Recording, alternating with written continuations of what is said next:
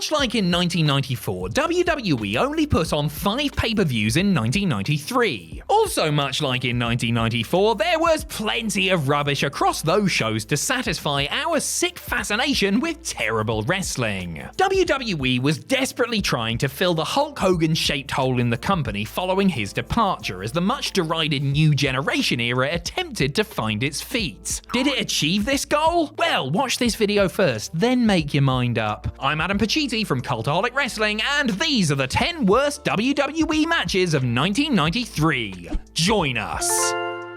Number 10, the Hart family vs. Shawn Michaels and his Knights at Survivor Series.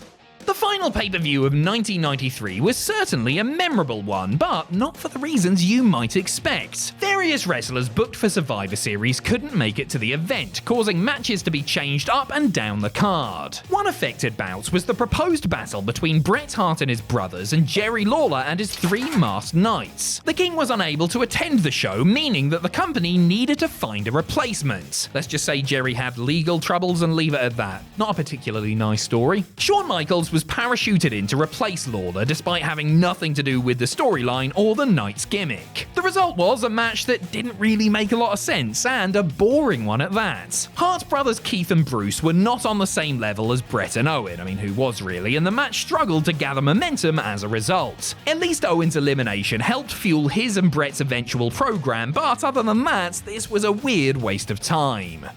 Number 9, Shawn Michaels vs. Crush at King of the Ring.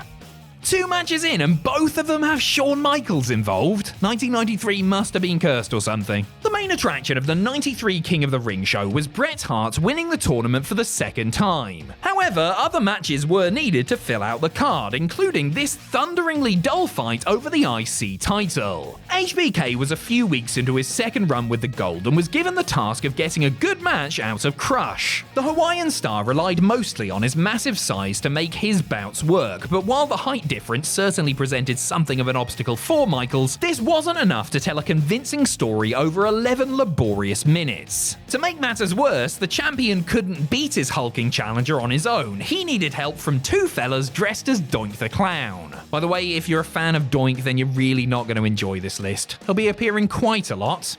Number 8, Lex Luger vs. Yokozuna at SummerSlam.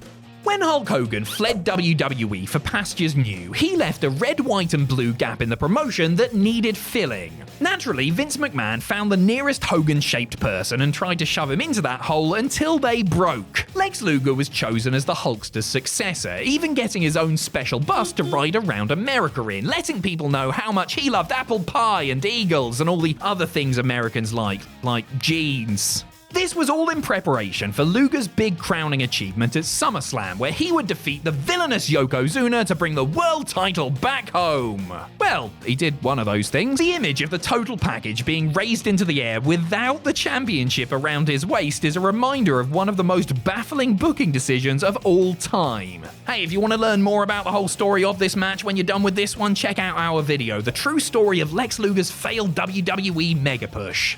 Number 7, Lex Luger vs. TATANKA at King of the Ring.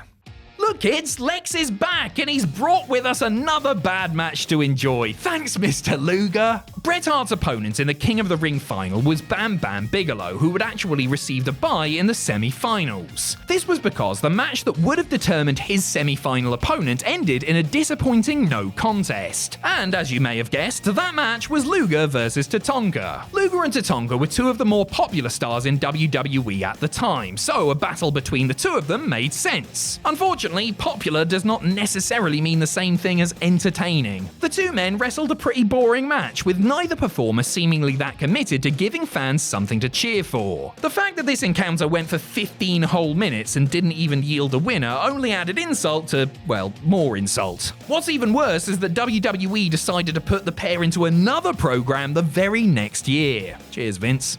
Number 6, Razor Ramon vs. Bob Backlund at WrestleMania 9. One was an ultra-cool badass who liked to throw toothpicks at people. One was a former clean-cut babyface who ended up trying to run for president. Put them together, and what do you get? Seriously, can somebody tell me? These 2 barely had enough of a match for me to notice. The bad guy Razor Ramon and former world champion Bob Backlund squared off at WrestleMania 9 for reasons I have yet to determine. And you know what? After watching this match, I'm still none the wiser. BACKLUND hit a couple of hip tosses on Ramon before going for a body slam. Razor then countered this into a small package, and that's your lot. All over and done with in under 4 minutes, with Scott Hall victorious in his Mania debut. While there's nothing wrong with giving a promising star a win in his first WrestleMania match, we're not really sure why the match needed to happen if they were given such limited time to work with, only for Razor to win with a quick roll-up. It's safe to say that Hall would go on to have better moments at WrestleMania. I'm talking about the ladder match with HBK, not the time Austin stunned him about 12 feet into the air. Number 5, Doink the Clown vs. Crush at WrestleMania 9. We are going back to back on Mania 9, and you better believe we'll be back here again later. As we mentioned earlier, Doink and Crush had a fair bit of beef in 1993, enough for the two men to land a spot on the biggest show of the year. Doink was the baddie here, with Crush attempting to put an end to his spree of malicious pranks. As it turned out, the joke was on all of us for being made to sit through this terrible wrestling match. If Shawn Michaels couldn't get a decent encounter out of Crush, there was also no way Matt Bourne was going to. The only memorable thing about this one was the ending, where a second Doink appeared out of nowhere to smack Crush with a prosthetic arm. You know, that classic wrestling weapon. The evil clown picked up the win on this night as the crowd showed a complete lack of opinion on what had just happened. As the two Doinks did a little mime routine, no one was happy, no one was particularly sad, everyone was just a bit confused and maybe even wanted to go home. This was only the third match on the card, by the way. Number 4, the 4 Doinks vs. Team Bigelow at Survivor Series. Depending on how you look at it, this match either contained 4 times as many Doinks as expected, or 0 times as many. I'll explain. After giving up smashing people with fake arms, Doink turned to the good side and started tormenting Bam Bam Bigelow. This was supposed to lead to the two men captaining teams at Survivor Series until Matt Bourne got fired for drug use. This led to WWE replacing the clown with 4 men in circus makeup, the Bushwhackers, Luke and Butch, and Mabel and Mo of Men on a Mission. The 4 replacement clowns squared off against Bam Bam, the Head Shrinkers, and Basti and Booger. Any semblance of an actual wrestling match fell apart almost immediately as bananas, water balloons, and even a scooter made an appearance. Every single elimination was some sort of goofy gag, and the whole thing ended with all 4 Doinks piling on top of Bigelow to score a clean sweep. Number 3, Hulk Hogan vs. Yokozuna at WrestleMania 9.